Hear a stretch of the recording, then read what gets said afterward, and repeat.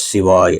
வணக்கம் நேயர்களே, அலர்மகள் அஸ்ட்ரோ சேனலுக்கு உங்களை அன்புடன் வரவேற்பது உங்கள் ஜோதிடர் ஸ்ரீ கந்தசுவாமி. இந்த பதிவில் செப்டம்பர் மாத ராசி பலன்களை பார்க்க போகிறோம். அதற்கு முன் செப்டம்பரில் வரும் கிரகநிலை மாற்றங்களை பற்றி தெரிந்து கொண்டு பலன்களுக்கு போவோம். மாத ஆரம்பத்துல மேசத்துல சந்திரன் நட்பாகவும் செவ்வாய் மிதுனத்துல சற்று பகையாகவும் இருப்பார். அதே செவ்வாய் 19ஆம் தேதியில் கடகராசியில் குருவுடன் சேர்ந்துவிடும். குரு பகவான் கடகத்துல உச்ச வலிமையில் இருக்கிறதுனால செவ்வாய் நீசமானாலும் குருவால் நீசபங்க ராஜயோகத்தை அடைந்து குருமங்கல யோகத்தையும் தரப்போகிறது. இது பல ராசிகளுக்கு மிக சிறப்பான பலன்களை தரப்போகிறது. சிம்மத்தில் கேது, சூரியன் மற்றும் புதன் ஆகிய 3 கிரகங்கள் இருக்கிறது. இதுல புதன் கிரகம் 8ஆம் தேதியில கன்னி ராசிக்கு பெயர்ச்சியாகி உச்ச வலிமை பெற்றுவிடும். கேதுவோட இருந்த சூரியனும் 17ஆம் தேதியில கன்னி ராசிக்கு பெயர்ச்சியாகி புதனுடன் சேர்ந்து புதாதித்ய யோகத்தை தரும். மாத ஆரம்பத்துல கன்னி ராசியில் இருக்கும் சுக்கிரன் 3ஆம் தேதிக்கு துலாம் ராசிக்கு பெயர்ச்சியாகி ஆட்சி பலம் பெறும். ராகு கும்பராசியில் அவிட்டம் நட்சத்திரத்துல இந்த செப்டம்பர் மாதம் முழுவதும் இருக்கும். சனி கிரகமோ வக்ர நிலையில ரேவதி நட்சத்திரத்துல மீனத்துல நட்பாக குருவுடைய பார்வையை பெற்று சுபத்துவமாக இருக்கும். இந்த செப்டம்பர் மாதத்துல முகூர்த்த நாட்கள் என்று பார்க்கையில் தேய்பிரையில் 7ஆம் தேதியும் வளர்பிறையில் 13 மற்றும் 17ஆம் தேதி மட்டும்தான் உள்ளது. அதே சமயம் நிறைய விரத நாட்களும் ஆன்மீக கொண்டாட்ட நாட்களும் வருகின்றன. 4ஆம் தேதி கோகுலாஷ்டமி, 14ஆம் தேதி உலகம் கொண்டாடும் விநாயகர் சதுர்த்தி வருகிறது. 15ஆம் தேதி மகாலட்சுமி விரத நாள் ஆகும். 17ஆம் தேதி முகூர்த்தத்துடன் சஷ்டி விரத நாள் வருகிறது. அன்று விரதம் இருப்பது மிகவும் நல்ல பலன்களை தரும். 19ஆம் தேதி துர்வாஷ்டமி, 20ஆம் தேதியில நந்த நவமி வருகிறது. அன்னை துர்கா தேவியுடைய வடிவமான யோகமாயா தேவியை வழிபட்டு சகல சௌபாக்கியத்தை பெறலாம். அடுத்து 21ஆம் தேதி கஜலட்சுமி விரதம் வருகிறது. 23ஆம் தேதி வாமன ஜெயந்தி, 25ஆம் தேதியில கதலி கௌரி விரத நாள் வருகிறது. கதலி என்பது வாழை மரத்தை குறிக்கும். இந்த நாளில் பார்வதி தேவியை பெண்கள் வணங்கும் போது குடும்பம் வாழையடி வாழையாக தலைக்கும் என்பது ஐதீகம். 29ஆம் தேதி குடும்ப அமைதிக்காக மாலையில் வீடு வாசலில் தெற்கு நோக்கி தீபம் ஏற்றி வழிபடும் மகாபரணி நாள் வருகிறது. இப்படிப்பட்ட அருமையான செப்டம்பர் மாதத்துல புனர்பூசம் 4ஆம் பாதமும் பூசம் 4 பாதங்களும் ஆயில்யம் 4 பாதங்களும் கொண்ட கடகராசிக்கு இந்த செப்டம்பர் மாதத்தில் ஜீவனஸ்தான அதிபதி செவ்வாய் மாத ஆரம்பத்துல விரயஸ்தானமான 12ஆம் இடத்துல இருப்பது கொஞ்சம் சரியா படல. ஆனா 19ஆம் தேதியில கடகராசிக்குள் நுழைந்து நீசமாகி உச்ச குருவால அங்கே நீசபங்க ராஜயோகத்தை பெறுவதும் அதோடு குருவுடன் சேர்ந்து குருமங்கல யோகத்தை தருவதும் மிகவும் சிறப்பை தரும். அது மட்டும் இல்லாம குரு உங்கள் ராசிக்கு 9ஆம் வீடான பாக்கியஸ்தானத்திற்கு அதிபதி, செவ்வாயோ 10ஆம் வீடான ஜீவனஸ்தானத்திற்கு அதிபதி. இருவரும் சேர்ந்து ராசிக்குள் வரும்போது தர்ம கர்மாதிபதி யோகம் உண்டாகும் என்பதால் செப்டம்பர் மாத பிற்பகுதியில் இருந்து அக்டோபர் மாதம் 30ஆம் தேதி வரையில் கடகராசியில் பிறந்தவர்களுக்கு தொழில், வியாபாரம் மற்றும் உத்தியோகத்துல ஒரு சிறப்பான ஏற்றமும் நீங்கள் எதிர்பார்த்த மாற்றமும் அதனால அருமையான முன்னேற்றமும் பார்க்க போறீங்க. தொழில் மற்றும் வியாபாரம் செய்து கொண்டு வரும் கடகராசிக்காரர்களுக்கு ஜென்ம ராசியில் குரு உச்சத்தில் இருக்கார். 4ஆம் இடத்து அதிபதி சுக்கிரன் 3ஆம் தேதியில 4ஆம் வீட்டுல ஆட்சி பலத்தோட பெயர்ச்சியாகி இருப்பார். வரவுஸ்தான அதிபதி சூரியன் 2ஆம் வீட்டுல ஆட்சி பலத்தோட 17ஆம் தேதி வரையில இருந்து பிறகு நட்பு வீடான கன்னி ராசியில் புதனுடன் சேர்ந்து புதாதித்ய யோகத்தை தந்தவாறு இருக்கும். இதனால மாத ஆரம்பத்திலேயும் நிறைய சாதகமான அமைப்பு இருப்பதால பிசினஸ் நல்லா டெவலப் ஆகத்தான் செய்யும். என்ன செவ்வாய் 12ஆம் வீட்டுல இருக்கிறதுனால கொஞ்சம் எக்ஸ்ட்ராவா இன்வெஸ்ட்மெண்ட் பண்ணலாம்னு மனசு சொல்லும். 2ஆம் வீட்டுல கேது, அஷ்டமத்துல ராகு மற்றும் பாக்கியஸ்தானத்துல சனி வக்ரம். இந்த நிலை இருப்பதால தொழிலுக்கு இன்வெஸ்ட்மெண்ட் எல்லாமே மாத பிற்பகுதியில 19ஆம் தேதிக்கு பின்னாடி செய்வது சிறப்பை தரும். 7ஆம் இடத்தை குரு பார்ப்பதால் கூட்டு தொழிலில் பங்குதாரர்களுடன் இருந்து வந்த கருத்து வேறுபாடுகள் நீங்கி தொழில் சுமூகமாக நடக்கும். கம்ப்யூட்டர், ஐடி தொழில், டிஜிட்டல் மார்க்கெட்டிங் தொழில், விளம்பர தொழில், வண்டி வாகன தொழில், ஆடை தயாரிப்பு மற்றும் விற்பனை தொழில், ஆபரண தொழில்கள், பினான்ஸ் மற்றும் பேங்கிங் தொழில்கள் போன்றவை இந்த செப்டம்பர் மாதத்துல நல்ல உச்சத்தை அடையும். 8இல் ராகு இருப்பதால் புதிய கூட்டாளிகளை சேர்க்கும் போதும் பெரிய தொகையை முதலீடு செய்யும் போதும் அதற்கான ஆவணங்களையும் உங்கள் ஜனனகால ஜாதகத்தையும் ஒரு முறை சரிபார்த்து கொள்வது அவசியம். உத்தியோகத்தை பார்க்கும் போது புதுசா வேலை தேடுறவங்களுக்கு 3ஆம் அதிபதி புதன் 3ஆம் வீட்டிலேயே உச்சமாவதால எவ்வளவு போட்டிகள் இருந்தாலும் இன்டர்வியூல சக்சஸ் ஆக வாய்ப்பு இருக்கு. அதனால உங்களுக்கு உங்களுடைய முயற்சியால ஈஸியாக ஒரு வேலையை வாங்கிவிட முடியும். ஏற்கனவே வேலையில் இருக்கிறவங்களுக்கு வேலை நல்லபடியாக நடக்கும். உங்கள் மேலதிகாரிகள் கிட்ட பாராட்டும், வேலையில் ஒரு அங்கீகாரமும் கௌரவமும் கிடைக்கும். 6ஆம் அதிபதி குரு ராசியில் உச்சமாக இருப்பதால பிரச்சனைகள் எல்லாம் சரியாகும். ஆனா கொஞ்சம் வேலை பளு இருக்கத்தான் செய்யும். அதற்கான ஊதியமும் கிடைத்துவிடும். சம்பள உயர்வு, சிலருக்கு பதவி உயர்வுகளும் இந்த மாதத்தில் தேடி வரும். ராசி அதிபதி சந்திரனாக இருப்பதாலும் 12ஆம் அதிபதி புதனும் 3ஆம் வீட்டில் உச்சமாகி 9ஆம் இடத்தை பார்ப்பதாலும் பாக்கியஸ்தானத்தின் மீது குருவின் பார்வையும் வருவதால ரொம்ப நாளாக டிரான்ஸ்பர் கேட்டுக்கொண்டு இருப்பவர்களுக்கு அவங்களுக்கு பிடித்த மாதிரியே நல்ல இடத்துக்கு டிரான்ஸ்பர் கிடைக்கும். வெளிமாநிலம் அல்லது வெளிநாடு வேலைக்கு முயற்சி செய்யறவங்களுக்கு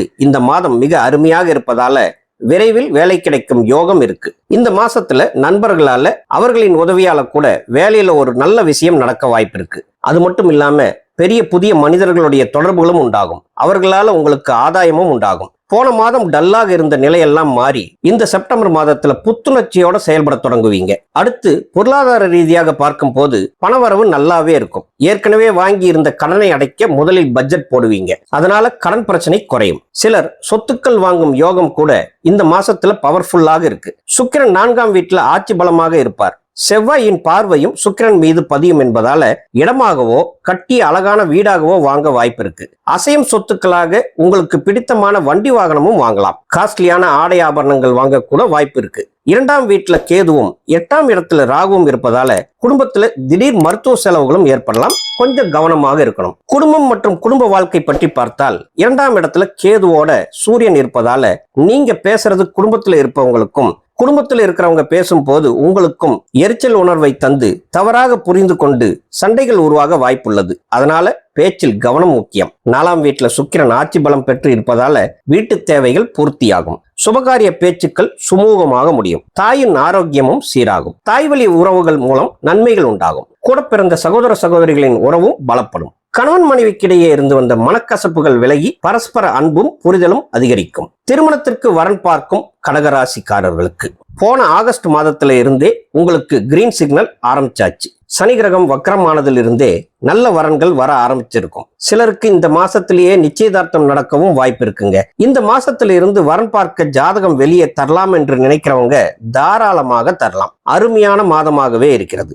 சனி கிரகம் 9ஆம் இடத்துல சுபத்துவம் ஆவதால வெளியூர் வெளிமாநிலத்திலிருந்து வரன்கள் அதிகம் வர வாய்ப்பு இருக்கு. ஆனாலும் அது உங்களுக்கு ஏற்ற மாதிரி பிடித்த மாதிரியே இருக்கும். திருமணமானவர்கள் குழந்தை பாக்கியத்திற்கு பிளான் பண்றீங்கன்னா புத்திரஸ்தானமான 5ஆம் வீட்டை குரு பார்ப்பதாலும் 5ஆம் இடத்து அதிபதி குருவுடன் சேர்ந்து குருமங்கள யோகத்தை தருவதாலும் மங்களகரமான செய்திகள் கண்டிப்பாக கிடைக்க வாய்ப்பு இருக்கு என்பதால தயக்கமின்றி பிளான் பண்ணலாம். நல்ல ஆரோக்கியமான குழந்தை உண்டாக வாய்ப்புள்ளது. மருத்துவத்தின் மூலம் முயற்சி செய்யலாம்னு நினைக்கிறவங்களுக்கும் இந்த மாசத்துல தாராளமாக முயற்சிக்கலாம். குருவின் அருளால் உங்கள் முயற்சி சக்சஸ் ஆகும். காதல் வாழ்க்கை என்று பார்க்கும் போது பொதுவாகவே கடகராசியில் பிறந்தவர்களுக்கு அது சந்திரனின் ராசி என்பதால உணர்ச்சி அதிகம் இருக்கும். எதிர்பார்ப்புகள் அதிகம் இருக்கும். வேகமான சிந்தனைகள் இருக்கும். உங்களை காதலிப்பவர்கள் கிட்ட அது எல்லாம் குறைவாக இருக்குன்னு ஆதங்கப்படுவீங்க. இந்த மாதத்திலும் 5ஆம் அதிபதி செவ்வாய் மாத ஆரம்பத்துல 18ஆம் தேதி வரையில விரயஸ்தானத்துல இருக்கிறதும் அதன் பிறகு நீசமாகி ராசிக்குள் வருவதால காதலில் கருத்து வேறுபாடுகள் நிறையவே இருக்கும். அதோட வாக்குஸ்தானத்தில் சூரியன் கேதுவோட இருப்பது கோபமான வார்த்தைகளை வெளிப்படுத்த செய்யும். நிறைய பேருக்கு இந்த காலத்துல காதலில் பிரச்சனைகள் பல விதங்களில் இருக்கும். ரொம்ப பொறுமை வேண்டும். உங்களுடைய அவசரத்தால பிரச்சனைகள் பெருசாகி பிரேக்கப் வரைக்கும் போகலாம். இதை தெரிந்து கொண்டு எச்சரிக்கையாக இருந்தால் காதலை தக்க வைக்கலாம்.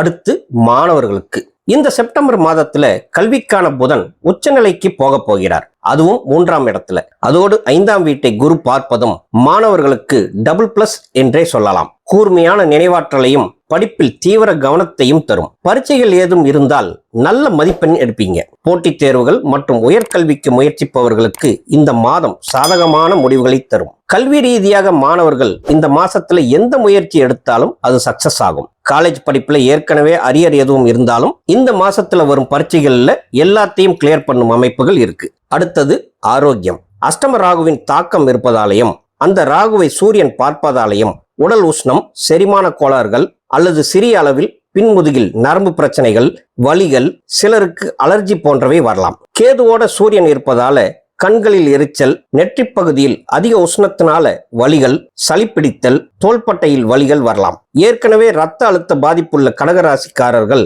உங்களின் ஆரோக்கியத்திற்காக மருத்துவரிடம் ஒரு முறை பார்த்து செக் பண்ணிக்கிறது நல்லது. சிலருக்கு மன அழுத்த உணர்வும் இருக்கும். அதனால உங்களை ஆரோக்கியமாக வச்சுக்க மூச்சு பயிற்சி செய்யலாம். நல்ல தூக்கமும் உடம்புக்கு குளிர்ச்சி தரும் உணவுகள் சேர்த்துக் கொள்வதும் மிகவும் நல்லது. உங்களுக்கான எளிய ஆன்மீக பரிகாரங்கள் இதோ.